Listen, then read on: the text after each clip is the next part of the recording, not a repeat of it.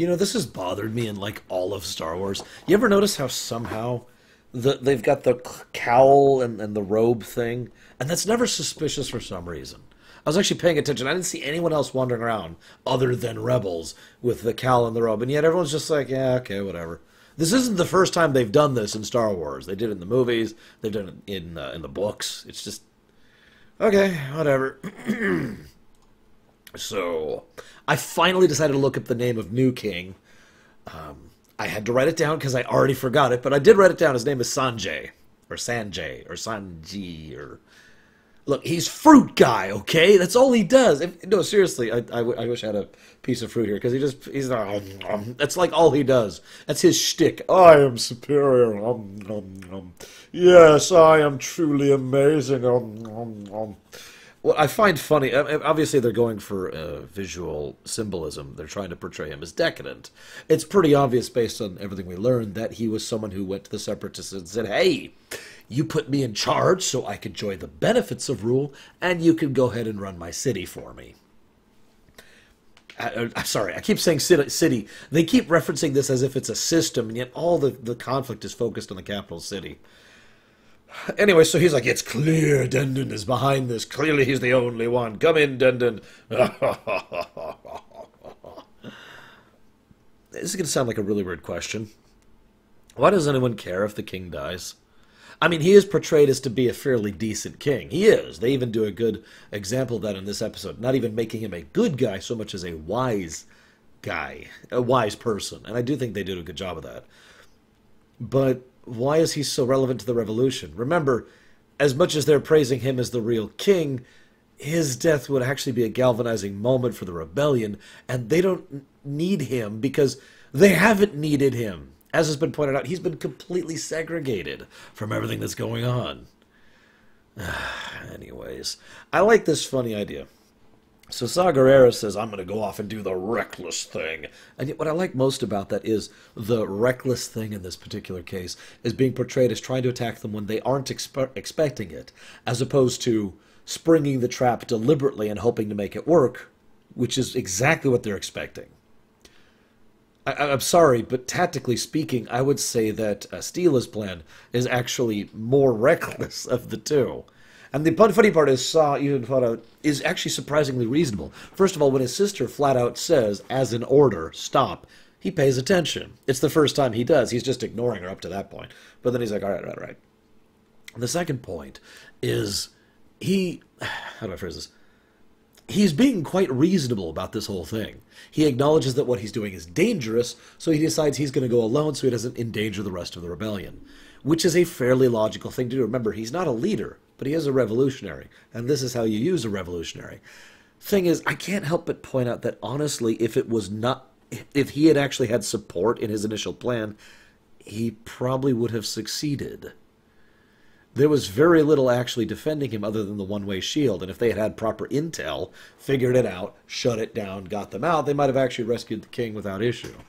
As is, they got lucky, and all Saw had to do was endure torture that was supposed to kill him. There's a lot of, the more you grip star systems, the more they slip through your fingers in this episode, with both the droid general and Sanjay. I had to look it up again because I forgot his name. Fruit guy! But I don't really have much to say about that. But I do like this one line. I actually wrote this line down because it's a really good line. This is from the king, the old king, Dendon. Both sides are corrupt, but I had to pick a side before one was chosen for me. Except I chose neither. That's a great line, and it helps to emphasize a lot of the plight of what's going on for most of the systems in the galaxy at this point in history, because the Republic is corrupt. It is flawed. It does have tons and tons of problems to it. And so are the Separatists.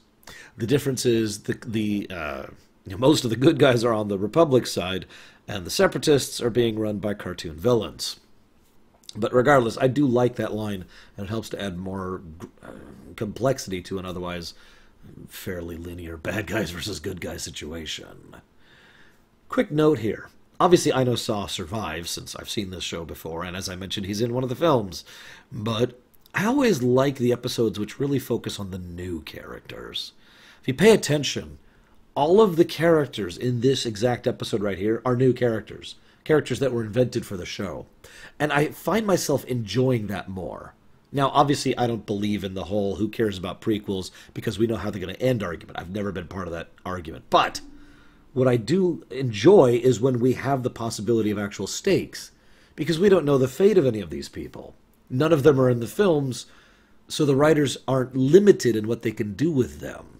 And thus, when Saul was getting tortured to death, I actually thought he was going to die when I first saw this episode. And I was just like, damn, that's going to be pretty horrible. And that would be the thing which pushes the general over the edge. But they went a different route with it. Anyways. So, I do like how Dendon is basically just a figurehead. And I also like how Saw's big argument is resistance isn't terrorism. I don't want to get into a giant argument or discussion about exactly the definitions of terrorism. Lord knows I had to talk about that in the Star Trek TNG episode, The High Ground, which I'm not sure when that's going live relative to this episode, but I've already recorded it.